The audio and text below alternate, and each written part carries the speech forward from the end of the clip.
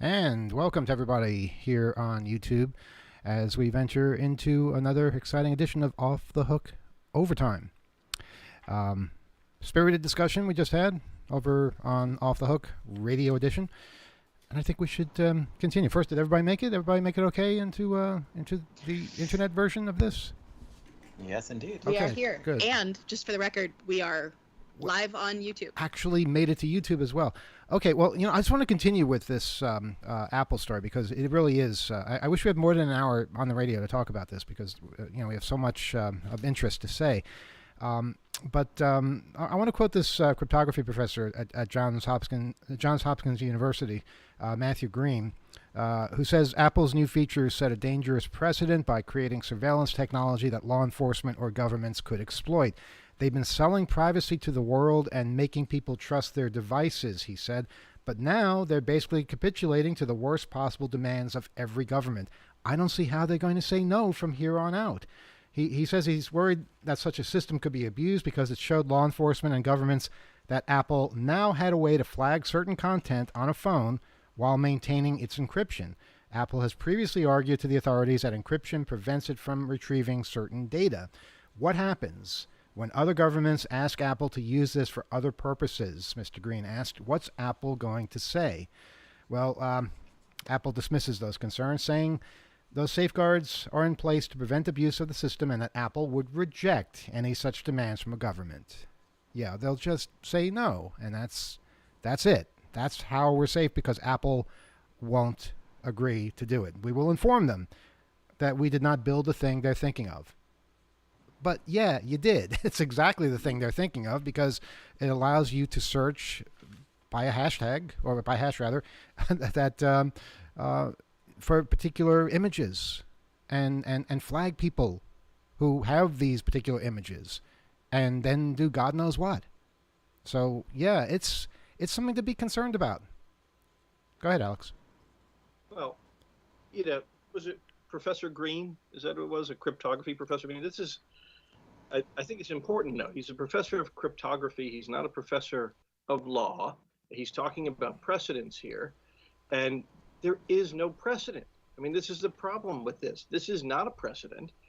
This has been going on for many, many years.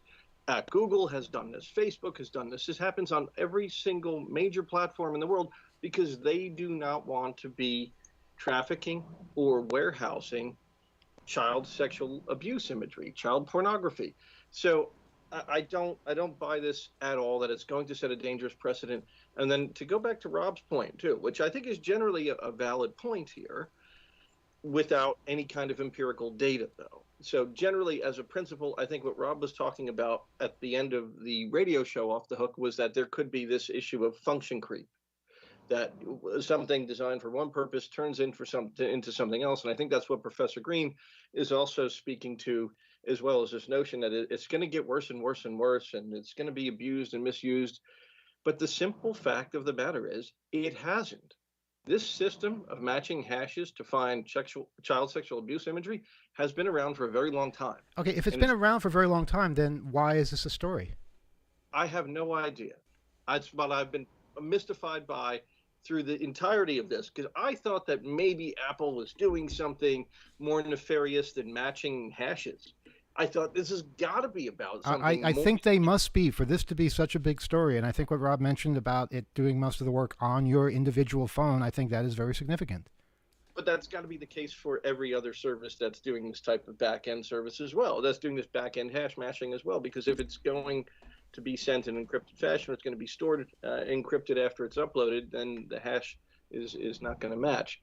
But again, on the same token, I guess cryptography professors probably shouldn't talk about legal precedents, and maybe lawyers shouldn't talk about cryptography. I don't know.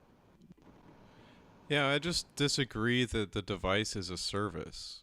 So that comparison to me is kind of moot, Well, the device. Okay, I see what you're saying. That's a good point, though. But I also think it's de minimis. It's the same thing I was saying during the show too. Is that using the device to hash these images? I mean, like one of the DNS intelligence system that I coded, I do hash matching on massive files every single day. Files that are several gigs large, compressed, and with an ordinary machine, that'll take just a couple of seconds. So, creating a hash of a single file, and I imagine that most people aren't going to be uploading millions and millions of files. I think just really isn't a lot of processing power to be concerned about, given how much other crap is happening on our phones with and draining our batteries or using our processing power without. I don't think it's the processing power that's got people upset. I think it's the notion that Apple is snooping around inside your phone, not on their system, not on their cloud, on your phone, the phone that you bought. They do not own it. You own it, and they're searching your phone. That is what people are upset about. But think about it this way too, then, right? I mean, if we are so concerned about somebody running a cryptographic function and creating a hash of image files and then matching this long string of numbers and with another long string of numbers and letters, shouldn't we, by necessary implication then, be really, really angry about any kind of collection of our personal data, our geolocation device, all of this information that is going to all these platforms? I mean, this is so minor and so de minimis, and it has nothing to do with me as a person. My cryptographic hashes, that is, they may be unique to me and my files, but they don't say anything about me. Unlike all the other data that is collected by these platforms, that says everything about who I am, where I am, with whom I spend time, what I read, what websites I go to. I just think that, we're fighting the wrong battle here. Go ahead, Rob. Yeah, I mean, that's kind of an other crap exists type of argument in which, there's a lot more information that people can get about us. By and large, it's still things that people are, clicking through terms of service agreements in order to allow about themselves on some level. But I'm talking with you right now over a connection and looking at you on my Linux computer, open source based. I can control every single piece of software that runs on this thing and decide what I want, what I don't want. And as long as it works for what I need to do, that's perfectly fine. But I feel like that's a choice that's being taken from people the instant that there's something running on your phone doing work that you cannot control and that you have not consented to. But there is a choice too, though, in that this type of hashing and hash matching on the back end would only happen if you choose to back up your photos to iCloud. Now, is that a choice, or is that something that you have to opt out of? I don't know, but I think it's a distinction without a difference for the purposes of the argument here, which is that it can be turned on or off. I think, for most people, it probably is on, but then they quickly would run out of storage because you don't have a lot of, I just think, default storage with iCloud, sufficient to hold all of a normal person's photos, especially if you've got kids. And so it might be turned on, but the fact that you can turn it on and off means that there's some form of consent. You should know what you're doing. Yes, Rob. This is also just Apple as a company saying to the government, yeah, this is something that we'll allow for you. This is something that's okay. This is a peak that, we will enable you to have in whether or not people have photos that match these hashes. That will, the government after that is going to turn to Microsoft going, why aren't you doing this for us? Going to turn to Google with the Android phones. Why aren't you doing this for us? And, how long until it becomes some kind of codified law that you have to allow these kind of backdoors? And then even open source software would be working its way around some kind of rules and flouting the system in some way, like some kind of system flouter. I just feel like it's a very, the slope is indeed slippery. Yeah, it's a hacky thing to say, slippery slope. Let's this slope is. Let's not limit this to just imagery, because audio too. You can have voice recognition and run that particular search on someone's phone and look for a particular person that maybe this person has left a voicemail for someone. Where is this person? Who is he talking to? I mean, Alex, surely you see how technologically, if we accept this, then we're one step away from accepting something else. I mean, we're talking about child pornography right now. We could be talking about drugs tomorrow. We could be talking about murder. We could be talking about all kinds of other crimes. We could be talking about things that are objectionable to some people but not to other people. Do you not see the danger in this? Yeah. I mean, we are exactly talking about something that is objectionable to some people and not to others right now. I mean, that's exactly the description of our conversation. But I think that there is a big difference too, though, and also I think Rob makes a good point. Apple seems to have kowtowed to the government now. They asked them to do it, and they did it. But I also think, and look, I'm not an Apple fanboy here. They're not paying me for this, but the fact that they haven't been doing this for so long, I think, says a lot about that company and where they place privacy as well. Because to me, without there being some kind of content analysis. If Apple was, on the other hand, scanning the actual content of my photos using some kind of image analysis to detect the presence of children and the presence of nudity on my phone, that would be very objectionable to me. I wouldn't like it at all. I would be more concerned about false flags, the false identification of these types of materials, given the severe legal consequences that go along with mere possession of child pornography. Is a strict liability crime. I think I don't see there being a very big privacy issue for me with somebody hashing these files. Alex, you're suddenly muted. I don't know how that happened. Oh, yeah, sorry, I don't know how that happened either, but I don't see because content is not being analyzed here. Okay, It's just can Go ahead. I just? All right, we're talking about child pornography. I wish we weren't. Let's talk about something. Let's go to a different country, perhaps a country that is even more puritanical than ours, a country where any pornography is a crime. How hard would it be to look for any pornography and label those people as having pictures of consenting adults on their phone, and sharing that with a regime that objects to that kind of thing, or gay people, or the imagination just will give you so many possibilities here. Any pictures but of rainbows. Yeah, there you go, rainbows. You have sure. rainbows on your phone, you are effed.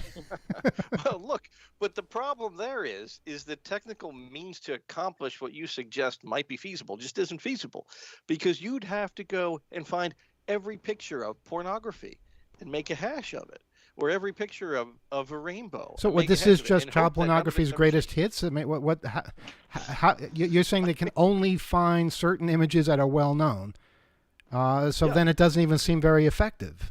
No, well, it is in a sense because, and look, it was very effective in the case that I told you about in Florida. That wound up being, frankly, a false detection that ended very, very horribly.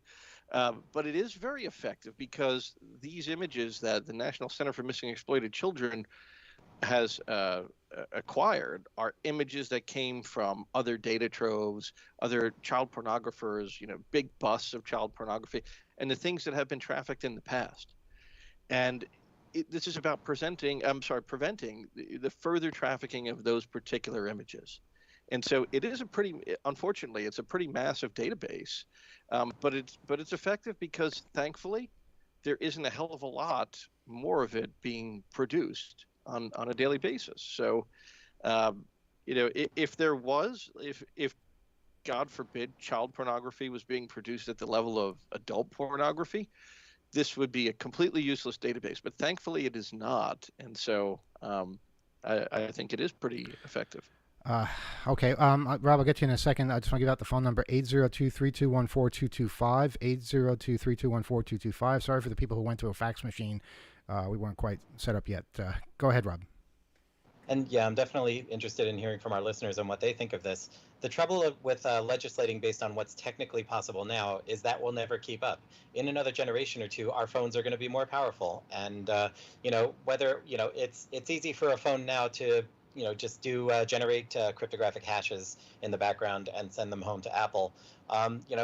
Maybe in a generation or two, phones will be able to do more detailed examinations of the actual content of files. Maybe algorithms running in the background on your phone will be checking for, just any sort of picture that looks like it could be a child sexual abuse image, and leave the database of known bad images out of it.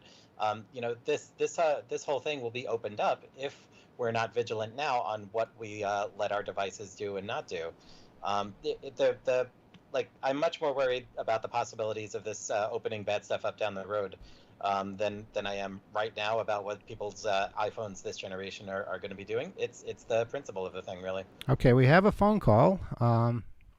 Hello, are you there? Hi, yeah, it's G.I. Jack. Nice to, what's it called? Thank you for having me on the air.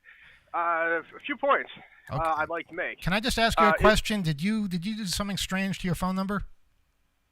Oh, yes. You- So, you- using a VoIP service. You're calling us from Hotel Pennsylvania. We saw that show up Yeah. on the screen. Wow. So tell us what's going on in our favorite hotel in Manhattan there. It's all shuttered up Yeah, last time we if you looked. use a VoIP service, you can do anything. You can do anything the phone company does, and it's absolutely amazing. Well- VoIP.ms. But anyway, What's on your mind? so there's a few points I need to make. So what's it called? The gentleman is correct that Google Cloud already does hash matching, and it's already had some chilling effects. One of them is that Android malware research has been disappeared from Google Drive accounts because Android just didn't want anything bad about Android being published. So some Android malware researchers were researching exploits on Android, and Google just deleted it off their Google Cloud, and there goes their talk. Interesting. So yeah, what's it called? There's that. So people said like there's like a small amount of child pornography matches hatches, but like if you have something like a mem and people share a mem and keep on sharing the same image, and let's say that's just a mem critical of a government, if any government, it could be this government, could be Saudi Arabia, Iran, North Korea, whatever, they can search for those mems, and if people share a lot of mems, if they catch just one of them hashing, that's enough for them to go track down dissent. And I think that's very much like a very, very realistic threat. I mean, we saw kind of how in the early 2000s that these fusion centers were supposed to be collaborating between all these intelligence agencies were supposed to be just for counterterrorism. And terrorism kind of wound up to be doing narcotics enforcement and kind of just about everything. They just get used for everything. And I don't think it's going to stop with child pornography. I think I linked in the chat from the Cypherpunks mailing list, 4 Horsemen of the Infopocalypse. How will the internet be censored? Terrorists, drug dealers, pedophiles, and organized crime. And don't forget hackers. Hackers are in there too. And that's just, hackers are in there too. But it's just one of those things where you have this threat which gets people on an emotional level. How often have we heard our entire lives think of the children about everything from rock music, homosexuality, just anything that they don't like? Think of the children. This is going to be corrupting the children. How often, has that just been so like out of left field, just to the point where you hear think of the children, they don't care about the children. This is just a power grab. And then dog whistle. And then they just drop billions of high resolution cameras and storage devices on the entire world, and then shove them in front of every kid's face, and then say, oh gosh, we've got a terrible problem with all these images that are being created, and it's abuse. Oh, of course. Of course. I mean, it's probably going to have, what they have, like a profile of what they think a pedophile is going to be. It's not going to be anything like, various Congress critters get caught with this kind of stuff, or it's just going to be, the type of people who are either minorities or are on the edges of society. Caller, I think you've done a great job summarizing the threats. I'd like to give Alex a chance to weigh in here. All right, cool. Thank you for having me. Okay. Look, absolutely, and I completely agree with the caller that if and Rob too. Rob made the same point that if in the future it is being used to track content, right, or it's morphed into something where they're using it to actually look at the images on our phones and make some kind of cataloging of whatever it is that we're doing or taking pictures of, but that is not the case today. Not today, yes, but don't you see how by accepting this now, it makes it easier in the future? Well, it doesn't make it easier. I don't think it does. And I don't think that this is the kind of thing where we have to worry too much about function creep, because it's been going on, like I said, over and over and over again. This has been happening for a very long time. It isn't content based. If we started doing something to match content, or look for particular words and phrases. Let's say the government had the FISA court idiotically authorize a warrant so that they could surveil the Alexa microphones of the Black Lives Matters protesters, right? And listen for keywords, and on certain keywords like protest or insurrection or something like that, then their ability to listen in would have. That's not what we're talking about at all here. It absolutely is not. We're not talking about dragnet surveillance. We're not talking. I don't about think any that's of what that. you're talking about, but I think it's what we're concerned about. No, the closest that I've heard to it is the caller's example, which was really good, and I think it bordered on content. It was one of these hybrid cases. It would actually, I think, would make for an interesting law school privacy exam, where if you have this particular system, and what you're doing is using it to match hashes to find individual images. He's right. What if those images were politically motivated? What if it was some kind of meme or meme, however you want to say it, right? That had to do I never heard with, anybody say mem before when they meant meme, but I guess it's a different way of pronouncing it. But phonetically, I don't know. It makes sense, frankly. Sure, why not? I guess. Tomato, torpedo. Yeah. Well, finish But your if point, you're Alex, if trying you have another call. Yeah, if you were trying to track the image itself and the image had some kind of political connotation or content to it, that would be misusing this particular system to do that. I could see that's an interesting case. But again, the technical countermeasures to prevent it would be simply cropping the image, changing the color, flipping a bit, whatever. It would be very, very difficult, I think, to make a fail-proof system like that. Okay, good evening. You're on Off the Hook Overtime. Hello, this is Philip from Missouri. How you guys doing? Hey, how's it going? Oh, hanging in there. Well, with our privacy being a commodity anymore, I think that the phone companies or whatever will just do whatever they can to make as much profit with as little trouble from the government as they can get by with. As far as having an algorithm just like searching out your phone for specific things, the problem with false positives is a real thing. It happens with spam all the time, right? But I don't know. But the thing is, you want to be able to, get the bad actors, the terrorists, the child pornographers, stuff like that, right? But to do so with just like constantly just, with a wiretap warrant, right? They could put an unlimited time on something like that, right?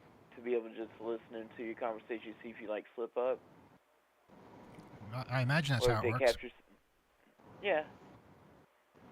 But I don't know. I mean, you do sign a terms of service with the phone company, and the way the system is set up, the phone, you really don't own it.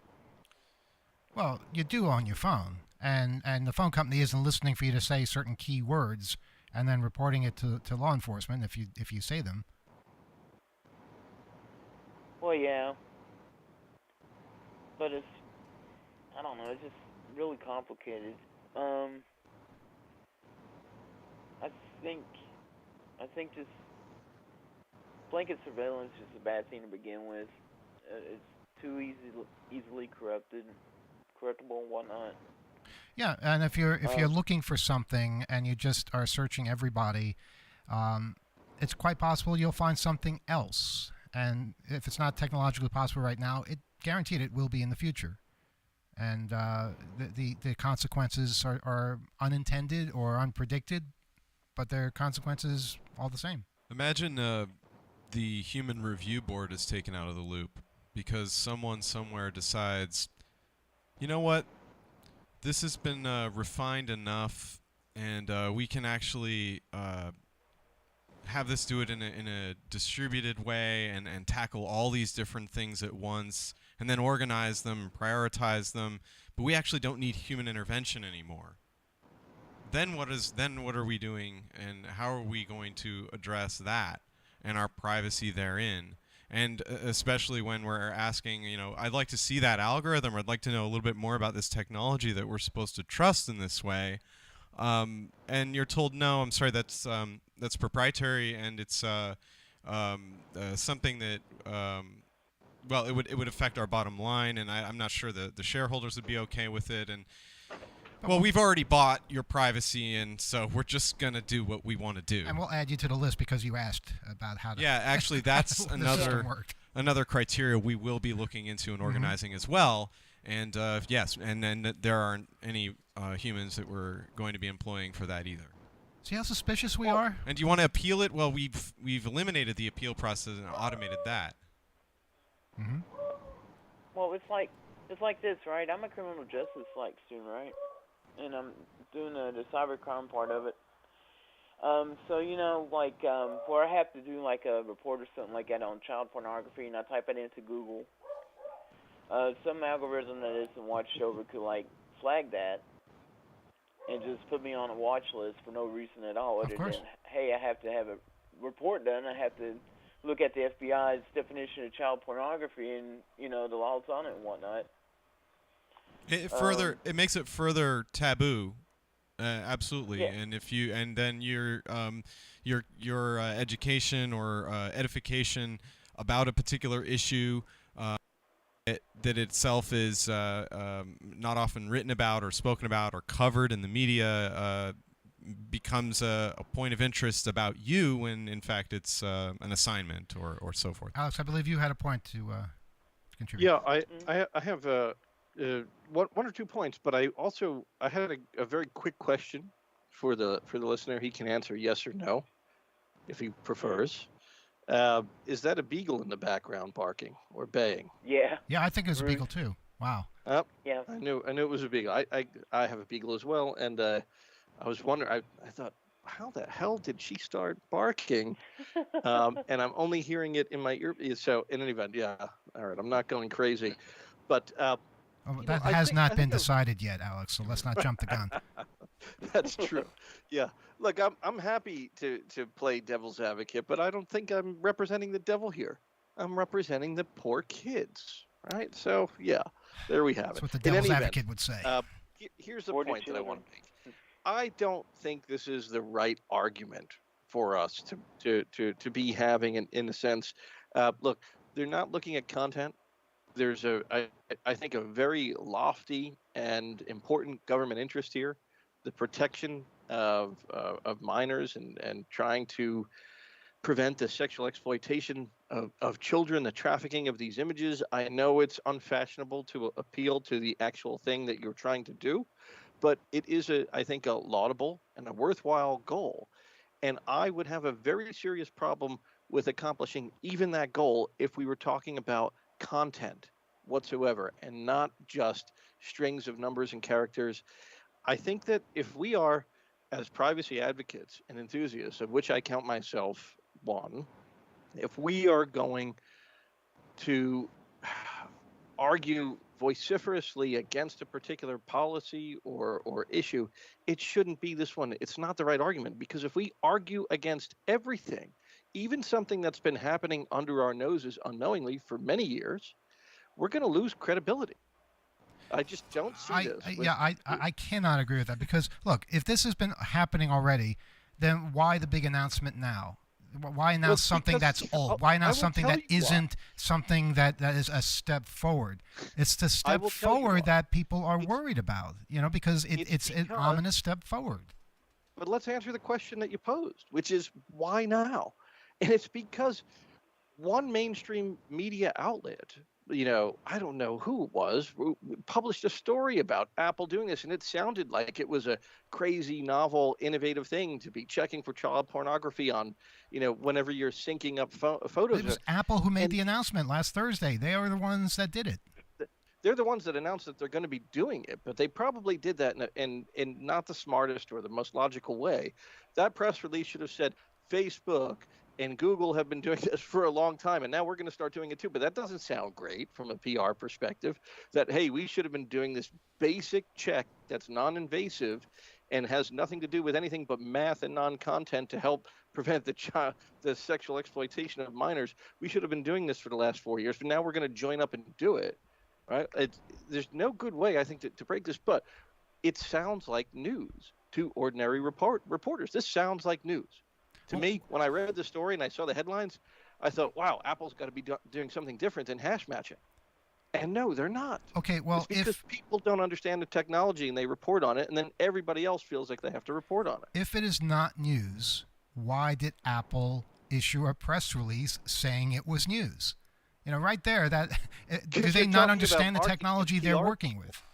Yeah, well, they probably don't. I think you've answered your own question. Well, there, then I is feel that even more the marketing people uneasy are at not this. cryptographers, Hmm. and they're not trust and safety officers in the company, and so yeah, even to them it sounded like news, but really what they're doing is old news. This is the classic example of old wine in a new bottle, and maybe Apple put it out there because they thought that people would receive it positively, um, and uh, and they haven't. I mean, because of this privacy issue, they seem like they're doing something over and above the norm, but it's been the norm. They're just joining the party. Well, you know, I think there might be a difference here that we're overlooking. You say Google and Facebook have been doing this. Now, how have they Yes. been doing it? On their on Facebook, on the website, on Google searches, or on actual physical devices that Whenever. consumers own? Have they been doing They it? do it. No, they don't do it on the devices. Well, And I we're think not- that's and the to be difference fair, then. No, it's not a difference. It's not a difference whatsoever, right? Because it's just a matter of who's doing the processing. If you were to upload a photo to Facebook, say right now, or to Twitter, right? We've left them alone for a long time. You upload a photo to Facebook or Twitter, they're going to take a hash of that particular photo on their system after you've uploaded it, right? And then compare it to the backend database. Yeah, from but you National know what Center else, for Missing and Alex? Exploited If you upload it to Twitter or Facebook, people are going to see it. You know, that's a Perhaps, big difference. If you unless have an it's image on private your where phone, only you you can could see have a that. private group, or you could send something in a private message. It's not everything that's done on Facebook. You're still and whatnot sending it to somebody, though. Well, so is this situation, right? This doesn't happen if you don't sync your photos with some kind of cloud service, with iCloud, right? It just doesn't happen because the hashing happens on the phone. It's necessary to do that, presumably, because once the file goes into iCloud, it's encrypted, and therefore the hash would be completely different. So it's necessary to do it on the phone if you're going to do any kind of back-end processing. But here's a thought. If you're very concerned with privacy and these things happening on your phone without your consent, and you don't want this to happen, just don't back up your photos to iCloud. And it Don't seems put like them an anywhere. easy solution that any professional child pornographer would know about. So what is the point of this? Of course, because it happens unknowingly a lot of the time as well, and people don't realize, I think, a lot of times that they are backing up these photos, or they've been doing it with impunity for so long that they will continue doing it, and it may not be a long-term solution, but I think in the short term this will happen. But here's another thing that we didn't talk about on the radio, though, but I think is very similar to the vaccine debate that we were having earlier, right? Well, we weren't Which is- debating. I don't think we were. Well, Yeah, we weren't who here debating, was but debating Yeah, that? we agreed the on that one. vaccine, that's true. The vaccine debate that we had framed earlier, right? Mhm. So these features are not going to be present on any iPhones until they're upgraded to iOS 15. That's my understanding. So iOS 15 is undoubtedly going to come with a whole bunch of new security vulnerabilities that are patched. There's going to be a whole bunch of security patches and fixes and things that go along with this. But because people are going to be terrified of Apple scanning their phones and making cryptographic hashes of their images, even if they're not backing up to iCloud because of all the press attention that this has been giving, I guarantee you there are going to be people that refuse to update their devices. Yeah, I agree. Just like refusing to take the vaccine. Really, just like that. That's the Just- parallel you want to draw here. I'm That gonna is I'm gonna indeed- let that's our caller exactly I'm gonna let our caller have the something last word that could because save them. Bobson from Bulgaria is war dialing us, and I know Of he wants to get course, through. yeah. So, What- caller, any last words? Well, what would I do if, like, say for instance, I was out with my family at this beach, right? Uh-huh. And I took a picture of, like, my nephew or my son, like, with his shirt off, right? And because he's got his shirt off, it's flagged as whatever. And I try to sync it to my computer to maybe, print it out or, email it to some other family members. What happens then when my phone gets locked up because of that? It won't. And Anna, that's a great question because I think it illustrates what people are afraid of, but that's not what's happening whatsoever, caller. And I think it's a great question. If you take a picture, let's say it's worse than that, right? You take a picture of your kids and they're naked in the bathtub, and there's your son's penis is front and center, and there is child nudity in this photo, and you go and back up that photo to iCloud. You know what's going to happen? Nothing. It's gonna get Literally flagged. zero. And that's because that photo that you took does not exist in the database of the National Center for Missing and Exploited Children. That photo that you took is not child pornography. It's not reported child pornography. It's not part of a data trove. It wasn't transferred or trafficked. Those are the only images against which your images would be compared. Yeah, but Alex, let's talk about this other feature that Apple announced, where any children receiving a nude photo, that photo will be flagged, and that technology certainly does exist. So we're a step away from having that be flagged. This is exactly what I said, though. At the outset of talking about this, I said this is actually more problematic to me than what we're going to be talking about in the second instance, which is hash matching and math and cryptography. What they're doing in terms of looking at kids' photos with some kind of algorithmic detection of nudity, that's much more problematic to me. That's weird. Well, that's kind of, a strange parental guidance. Don't you think it's significant that don't you think it's significant these two things were announced at the same time? No, maybe. Okay. I don't Big know. coincidence. I don't. I was reading a lot into it, but I don't know. I find the first one more objective. The first one about looking at the images themselves much more objectionable. I'm sorry, Absolutely. caller. What did you say, caller? I think it's just Apple covering their butts. Just putting out a blanket statement. Hey, we're doing this. Yeah. So that way they have some kind of documentation that they try to warn the public or whatever when things go foul. All right. Hey, thanks for your call. Say hi to your dog for us, and we'll talk to you again soon. Okay. What do you think about the algorithm that the My Pillow guy is like fronting on his little live stream there? I'll let you go. Okay. Yeah, that's a funny story. I think we talked about that a little bit when we were planning the show this week. But I read through some of the coverage, and he sounds like he's as confused as everyone else, but won't back down. I didn't really get a chance to go through that. It's bonkers. Can anyone sum that up? Bonkers. Well, I kind of knew that. Rob, it looks like you know something. I think Kyle has covered it pretty well. It's bonkers. There was also a guy called Rob Rosenberger has been there kind of monitoring things for the tech reporter side of things and talking about how he's happily talking about information security experts are going over packet captures without having given them the packet captures, and his own people don't know what's going on and what's not. It's a mess. It's bonkers. Good morning, Bobson in Bulgaria. Good morning, Off the Hook overtime. How you doing today? Well, the heat is not too bad in that time of night, so it's bearable. Well, first of all, I wanted to express my condolences to Alex for the loss in his family. Thank you. Really means a lot. Thank you. Second, I wanted to congratulate the U.S. sports folk for getting one more gold medal than the Chinese folks. Yeah, that was last minute. At the Tokyo Olympics. So now they can legitimately be listed first. Well, in more than one way can they be listed first. Or total number of golds, total number of medals. Yeah. And that's that Apple issue. There's two things that really bother me.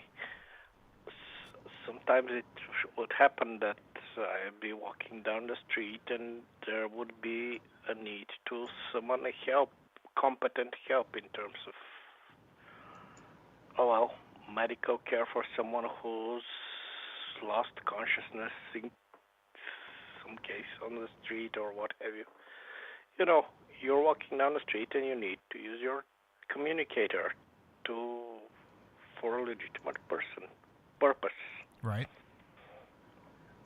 and then you pull it out, and you find out that for the past 4 or 5 hours, Apple's database matching thingy has been draining your battery, and you cannot summon the help you need for the Interesting. person who's in trouble. That's bothersome to me. Okay, that's a legitimate. I didn't even think of that, but yeah, draining your battery, all that searching for all kinds of imagery that's objectionable. And the other objectionable thing is that there are folks whose job entails maintaining and administering a database of images of child abuse, which makes me feel sorry about those folks, but it doesn't matter how good they are compensated for doing that. It doesn't seem like a dream job in any case. No. There's a lot to be concerned here. Absolutely. Rob, go ahead. Yeah, there was a good article some time back, I think a year or two ago, about the mental toll that work takes on the people who work at Facebook and who are monitoring images for child abuse and reporting it when they find it. But they, I think, weren't even employed by Facebook themselves. They were an outside contractor. Also, not related to what Bob's was talking about, but I just wanted to correct myself. I said Rob Rosenberger was the name of a security reporter who was looking at the Lindell stuff. It was actually Robert Graham, a different Rob entirely. There are dozens of us. But yes, that's a very good point, Bobson. That yeah, it's dirty work, and I don't think there's any amount that really can be worth it. Go ahead, Alex. Yeah, building off that as well. As when I had just graduated law school, I clerked for a federal judge at the U.S. Court of Appeals for the Armed Forces, and so we were essentially like the Supreme Court of the military. Any appeals that happened from a court-martial would go to, like, let's say the Army Court of Criminal Appeals, and then it would be appealed to us, and then after our court was the U.S. Supreme Court. But at the time when I had graduated law school, there were a number of questions that were being raised about child abuse imagery, child sexual abuse imagery, and whether or not it was protected by the First Amendment to have a rendering of the image itself. And so, because there was this precedent that renderings, I believe, were protected by the First Amendment, and actual images were not, we had a flurry of appeals that were brought to our court on the basis of, well, we don't know whether or not this is a rendered image or if it's a actual image. And because of that, I had to look at the evidence in the record and deciding these appeals and helping my judge determine, what the right course of action was, what the right way to vote on the case was. And I had to look at child pornography, not all the time, but enough of it. And yeah, it was absolutely abhorrent and horrible. And also my wife is was a prosecutor, and she dealt with sex crimes and crimes against children. And the stuff that she had to deal with on a nearly daily basis was absolutely horrible. And I have to say, there really weren't a lot of resources to help people with that. You just take it home. You're just expected to, as a lawyer, disassociate yourself from your case, be impartial, unaffected, yet at the same time a zealous advocate and for whatever your case is. But yeah, those things, it can make it tough to sleep at night. Bobson, anything else? Well, I think Gila mentioned earlier during the show that there's a mask mandate on the subway trains there. And I was wondering if there's any enforcement of that, because when I traveled by subway here not too long ago, there were signs on the wall saying that there's going to be a €150 fine if people not wearing masks. Is there some such enforcement over there in the subway, or is it just a mandate without any recourse against people who Thank you for asking, Bobson. The mandate is unenforced at best, I think. There is signage that says you need to be wearing a mask, including a helpful graphic of how to do it.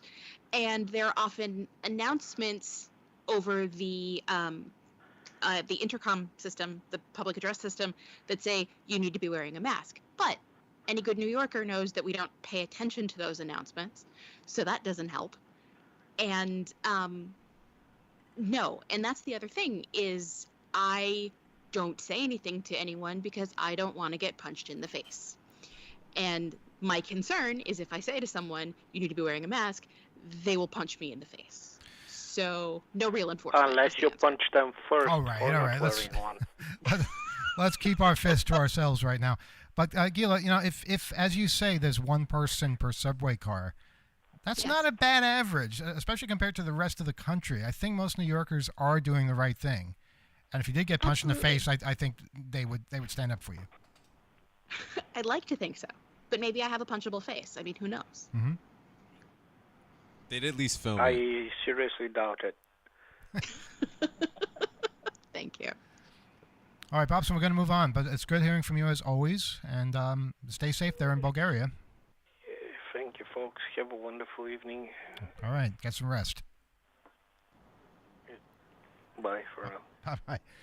I think it's about 3 in the morning there, if I'm not mistaken. Our phone number is 802-321-4225, only on for a couple more minutes here on Off the Hook Overtime, talking about all sorts of technological and social issues this week. And again, we're not on next week, so this might be your last chance for a couple of weeks to talk to us. In fact, I guarantee it will be. Anyone have anything to say? Because I've run out of things to say. Well, if you don't want to call us, you can email us at oth@2600.com. You can also reach us at Hacker Radio Show on Twitter. There are many avenues in which to get in touch with us. Hacker Radio Show at mastodon.social as well for those of you living the Mastodon life. Okay. And one interesting thing that I've noticed monitoring the social media for this program is that I've also monitored the hashtag Off the Hook, just in case something in there is for us, because sometimes there is. But by and large, the hashtag Off the Hook is used for characters from a game called Splatoon, which is a Nintendo game. And also there are a lot of seafood restaurants called Off the Hook. And they post pictures of their food and their menus and things. And I think they owe us something. Yeah, we got to send those cease and desist letters out. We're way behind on those. So Off the Hook, that's us, okay? You can't have it. Yes. All right. Good evening. You're on Off the Hook Overtime. Go ahead. Hey, what's going on? How you doing? I'm good. I'm healthy. Good to hear. Something on your mind? I chimed in a little bit late. What is the main discussion is about the mask? Yeah, we covered a little bit of that, and then there was some talk about this new Apple software that kind of like protects kids by scanning for hashes on people's phones. What do you guys personally think about going into another lockdown? Because that's what they're talking about now. Well, I'm not in favor of it. I would not be happy, but I would be upset that we were forced into that by irresponsibility, because that's the only reason we would be going into another lockdown is because the virus hasn't been defeated. Right, and it's because that the virus hasn't been contained due to the interaction and people, going about their daily life like there's no problem. So wouldn't it be necessary for there to be restrictions in order to combat the virus? Well, we kind of just talked about that. There was Gila was talking about the subways and how basically it's not like enforced or anything yet.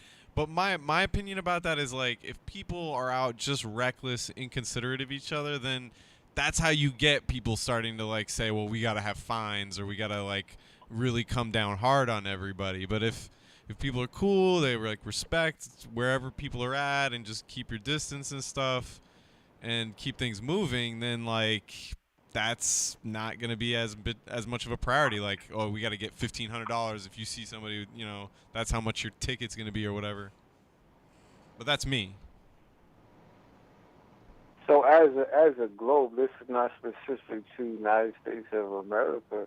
As a globe, how would you? I mean, because we've never had anything like this in our lifetime, something to this capacity. So how would we permanently? What's the solution to stop this thing and go back to a normal life, virus free, and continue for the future?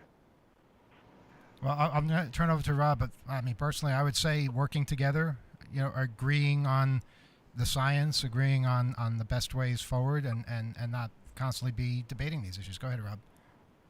Yeah, you basically covered what I was going to say. Yeah, the way we get through this is the way that the people who have devoted their life to studying these very subjects, the doctors, the scientists, the way they have told us we need to beat this. I mean, that will be the solution.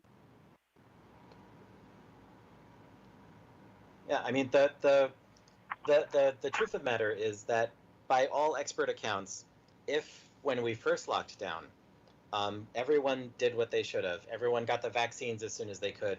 Everyone masked up all they had to. Like, if we had flattened the curve properly, as people were talking about, and if we had reached a state where we had herd immunity, we wouldn't have a Delta variant now. We could be more or less back to normal by now. And the reason we are not is because of every single person who didn't do what they were supposed to for all our sakes. And yeah, that's the way we beat this, is by everyone getting it through their damn head that we need to, that we're all responsible for each other, that we're in this together, that we're going to keep facing this together, and that we it's our own fault. Yeah, I think like we got to focus like a laser on this particular virus and get it right, because I mean it's coming back around, all that. Like it's got to be like it's not going so well, but it's got to. This is the chance to kind of really double down on that, all that effort, everything everybody already knows, instead of saying the same thing. Just kind of focus like a laser on that, but also as like a globe or a society or a nation, whatever, however big you want to look down at humanity, I would say prepare, like be better integrated in whatever way. I know it's a paradox right now because people are divided, but you have to find that unity and prepare for the next time humanity might get hit with something like this. That's me though, just on the specific question. So do you know the current statistics for the infection rates right now, like as we speak? I don't myself. Does anybody? I'll tell you. I mean, able it's to see not like that a at trick CDC's question. I just website. wanted to know if y'all were keeping up with the numbers. Right now, as we speak, in our country, just in America, it's over 100,000 a day. New infections every single day, 100,000 average. So something like this is pretty much back to 1 year ago from, it's the same thing that was going on last year around this time. Same numbers again. And we had a significant drop, and then ever since the mutation, right back up again. And now it's mutating again. Yeah. Where it's becoming resistant to the vaccine. That is the scariest part, because, we talk about the Delta variant. There's something called the Delta Plus variant. I'm hearing the Epsilon and the Gamma variants are in the future, and they may not respond to the vaccine. And if that happens, then we really are all the way back at square one and maybe in a far worse state. Right now, at least, the people who have gotten the vaccine are somewhat protected. But if we reach a stage where it mutates into something that does not respond to the vaccine, I can't even imagine how bad that will be. Yeah, so it would only make sense to initiate another lockdown, because in that situation, yes. That's the only way to bring about a solution, because the way it is right now, even if you get, let's say 100% of the population gets vaccinated, that's not going to stop it. It's still going to keep going. If 100% of the population got vaccinated, it would stop pretty much, 75% and above. You start reaching herd immunity. And that might be enough to slow this thing down enough so that it doesn't mutate anymore, doesn't spread anymore. But we're playing with fire here by not reaching those numbers and by seeing what it does. If we have only a small percentage, meaning below 75% of the population vaccinated, we're kind of like, saying, okay, virus, your move. What do you got for us? And we're starting to find out. Go ahead, Gila. I think there's also a lot to be said for the fact that if you have been vaccinated, even if you get sick after you've been vaccinated, it's not as severe, generally speaking, and that also helps reduce the strain on the medical infrastructure we have in this country. Because if hospitals and doctors' offices keep getting flooded by people who are really severely ill, we have states running out of ICU beds again. Mm-hmm. If more people were vaccinated, people might still be getting sick, but not as sick. Right. Again, I think we need to really back away from the death rate as the only indicator of how bad this is. It's bad enough that people die. That's horrible.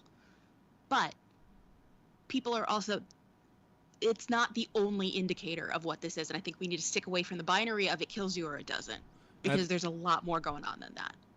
I just wanted to add to that, specifically to lockdowns. I think that it's going to be a lot more organized and strategic because of the amount of knowledge and the amount of different strategies that were implemented in the last year. So it may not be as like comprehensive or like something they did in China where you couldn't come and go or anything like that. I think we have a really kind of fresh understanding of how to control the virus, or and I mean it changes a little bit with this variant or transmissibility rates or whatever, but we still have these like physical tools and things to control it, and stuff that we know worked in the past year, as I guess what I'm saying.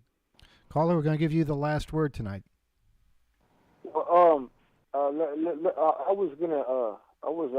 I have to go, so I wanted to ask you one question real quick. What is the introduction theme that you play for Off the Wall? Like, what is the artist for that?